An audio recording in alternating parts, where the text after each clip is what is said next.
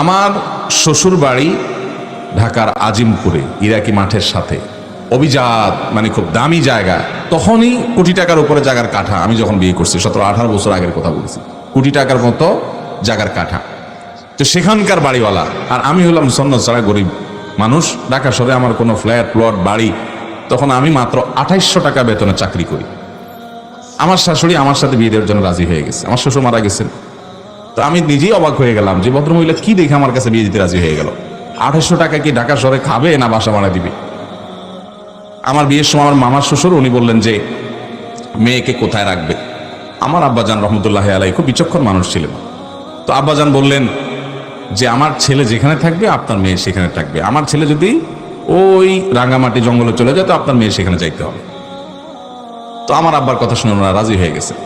কিন্তু আমার শাশুড়ি, এই ভদ্র মহিলা এত বিচক্ষণ মানুষ ছিলেন, উনি চিন্তা করছেন যে ছেলে বোর্ড স্ট্যান্ড করা, প্রত্যেক ক্লাসে ভালো রেজাল্ট করছে এই ছেলেটা মেধাবী, আবার ওনাদের কাছে মনে হয়েছে ছেলেটা বোধহয় ভালো মানুষ, এই জন্য রাজি হয়ে গেছে।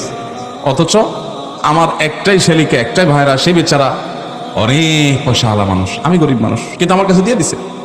আলহামদুলিল্লাহ তাদের মেয়ে দুঃখে নেই, সুখে আছে আলহামদুলিল্লাহ। এটা আমি অন্তত বলতে পারি। আমাদের দেশে বেশিরভাগ মেয়ের বাবারা, ভাইয়েরা, আমি খুব সিরিয়াসলি বলছি যে আমরা বেশিরভাগ এই ক্ষেত্রে আমরা ভুল করি। আমাদের মেয়েদের জন্য আমরা দেখি যে একটা সরকারি, অনেক ছেলেরা আমাদের কাছে প্রশ্ন লেখে, হুজুর সরকারি চাকরি না করলে মেয়ের বাপরা মেয়ে দিতে চায় না বিয়ে। সরকারি চাকরি না করলে আপনি মেয়ে বিয়ে দিবেন না? সরকারি চাকরি করে কয় টাকা পাবে সে চুরি করা ছাড়া তো তার উপায় খুব বেশি একটা নাই। সরকারি চাকরি করে চুরি করা ছাড়া পয়সা করার কোনো পথ আছে? কেমনে আমার বুঝান, কয় টাকা বেতন পাবে সে? বরং ব্যবসা বাণিজ্য করলে আজকের গরিব কালকের ধনী হতে পারে ইনশাআল্লাহ। কিন্তু সরকারি চাকরি যদি সে করে, ধনী হওয়ার কোনো পথই তো খোলা নেই। আছে? কেমনে ধনী হবে? 2 নম্বর টাকা ছাড়া ধনী হওয়ার রাস্তা আছে?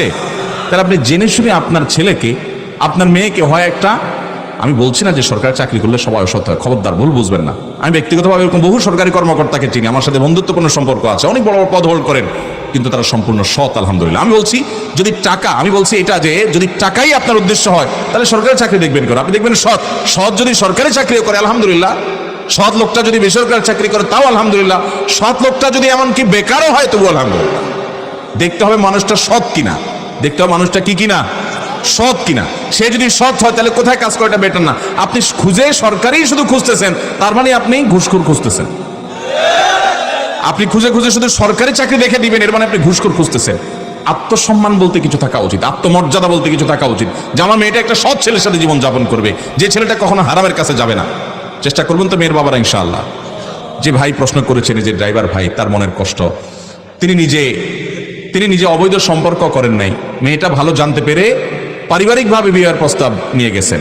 যাই হোক, আমি তো আর জানি না যে মূল ঘটনা কি, আদৌ এটা খাটে না না খাটে। তারপরে এটা আমাদের সমাজে খুব প্রতিষ্ঠিত কথা যে আমরা সবাই মেয়ের বাপরা শুধু পয়সাওয়ালা খুঁজি এবং প্রতিষ্ঠিত মানুষ খুঁজি। আমি সবসময় বলার চেষ্টা করি, যারা মেয়ের বাপ আছেন, মেয়ে কার কাছে বিয়ে দিবেন, ছেলে খুঁজে পাচ্ছেন না, আপনাদেরকে বলতেছি, আপনাদের এলাকাতে ফজরের নামাজের জামাতে নিয়মিত যে সমস্ত যুবকদেরকে দেখবেন হাজির হয়, খুব সুন্দর করে ধীরস্থিরতার সাথে নামাজ কালাম ফজরেরটা পড়ে, অন্যগুলোর কথা আমি বলি, অন্যগুলো তো বটেই, ফজরের নামাজ যারা নিয়মিত হাজির হয় এবং অত্যন্ত পড়ে, হারাম থেকে বাঁচার জন্য যুদ্ধ এবং সংগ্রাম করে, ভদ্র নম্র, এই ছেলেগুলো যদি গরিব হয়, আপনার মেয়ে বিয়ে দেন, ইনশাআল্লাহ তারা সুখে থাকবে।